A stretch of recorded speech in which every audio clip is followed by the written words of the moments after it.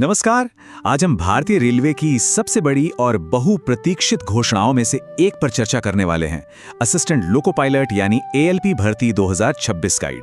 तो चलिए बिना किसी देरी के इस आधिकारिक नोटिफिकेशन की गहराइयों में चलते हैं। जरा इस विशाल आंकड़े पर गौर करें, 11,127। रेलवे सेक्टर में करियर बनाने का सपना देखने वालों के लिए ये कोई छोटा मोटा मौका नहीं है।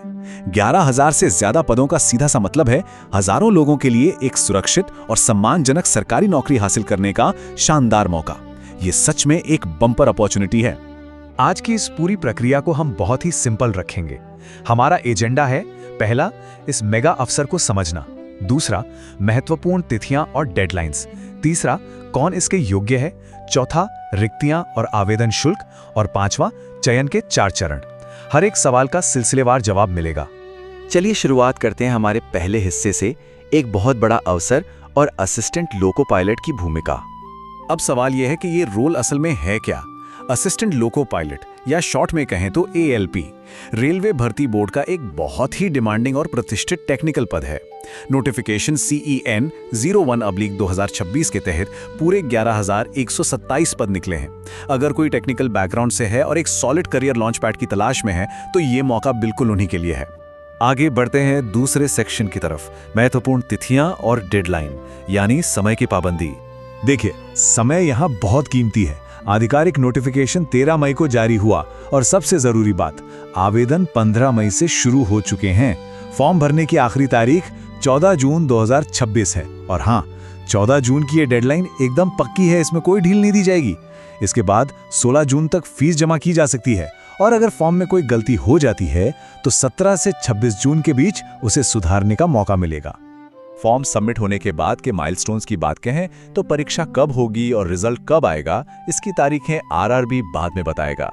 लेकिन एक बात तय है कि परीक्षा से ठीक 4 दिन पहले एडमिट कार्ड आ जाएंगे, इसलिए अपडेट्स के लिए नजर बनाए रखना बहुत जरूरी है। अब आते हैं तीसरे और बहुत ही अहम हिस्से पर, कौन योग्य है, आयु और शिक्षा आवश्यकताएं।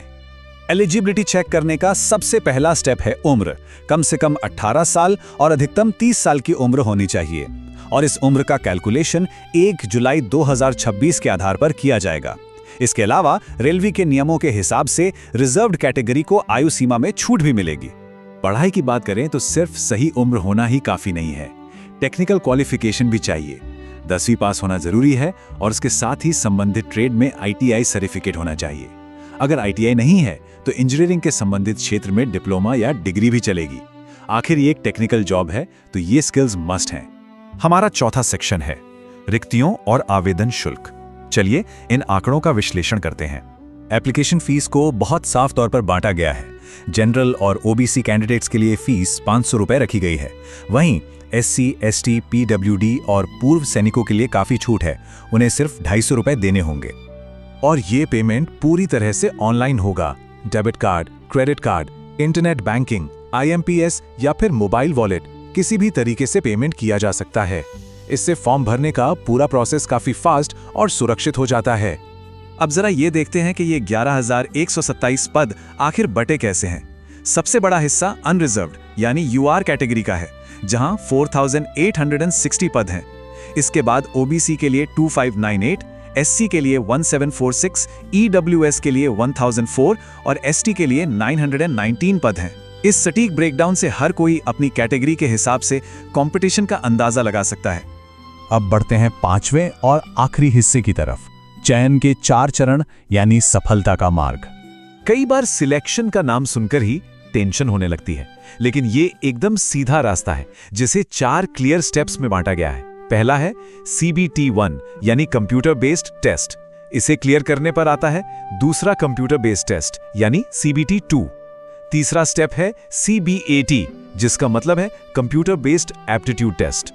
और आखिर में स्टेप 4 है डॉक्यूमेंट वेरिफिकेशन और मेडिकल टेस्ट। बस ये 4 सीढ़ियां चढ़नी हैं। ये सब तो समझ आ गया, लेकिन एक बहुत ही प्रैक्टिकल सवाल उठता है कि कैंडिडेट्स अपना आवेदन जमा कहां करें। इसका जवाब बहुत ही सीधा है। फॉर्म सिर्फ और सिर्फ आधिकारिक वेबसाइट पर जाकर ऑनलाइन ही भरना है। वेबसाइट है indianrailways.gov.in। इसी साइट पर जाकर अपनी जोन के हिसाब से एलिजिबिलिटी चेक करनी है और सेफली अपना फॉर्म सबमिट करना है। लेकिन आगे बढ़ने से पहले एक बेहद जरूरी बात, ये जानकारी पिछले वर्ष की भर्ती पर आधारित है, इसलिए फॉर्म भरने से पहले एक बार आधिकारिक अधिसूचना को खुद से जरूर पढ़ें। नियम, उम्र और पढ़ाई से जुड़ी हर फाइनल चीज को कंफर्म करना सबसे महत्वपूर्ण कदम है। तो इस पूरी चर्चा के बाद एक अहम सवाल छूट जाता है, क्या हम 14 जून की उस सख्त डेडलाइन से पहले अपनी तैयारी पक्की करने और इस शानदार रेलवे करियर की शुरुआत करने के लिए तैयार हैं? मौका बहुत बड़ा है, रास्ता बिल्कुल साफ है, बस अब कदम आगे बढ़ाने की देर है। जानकारी से लैस रहें और अपने भविष्य की तैयारी आज ही शुरू करें।